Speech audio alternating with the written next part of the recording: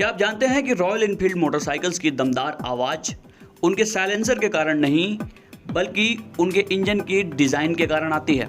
Royal Enfield का engine एक प्रकार का अंडर स्क्वायर इंजन होता है जिसकी स्ट्रोक लेंथ उसके बोर डाया के कंपैरिजन में काफ़ी ज़्यादा होती है। इसके अलावा ये इंजन बहुत हाई क्यूबिक कैपेसिटी के होने के बावजूद भी सिंगल सिलेंडर में ही डिज़ाइन किए जाते हैं। इन दोनों फैक्टर्स के कारण इन इंजन्स के पिस्टन को सिलेंडर में बहुत ज़्यादा डिस्टेंस मूव करनी पड़ती है, जिसके कारण इनकी आरपीएम काफ़ी कम हो जाती है। हायर क्यूबिक कैपेसिटी होने के कारण ये इंजन ढेर सारा एग्जॉस्ट गैस प्रोड्यूस करते हैं, लेकिन इंजन के लो आरपीएम की वजह से ये ढेर सारी गैसेस स्लो स्पीड में इंजन से एक्सपेल होती हैं। और जब ये ढेर सारी गैसेस स्लो स्पीड पे इंजन के एग्जॉस्ट वाल्व से एक्सपेल होती हैं तो ये थम्पिंग साउंड प्रोड्यूस करती हैं।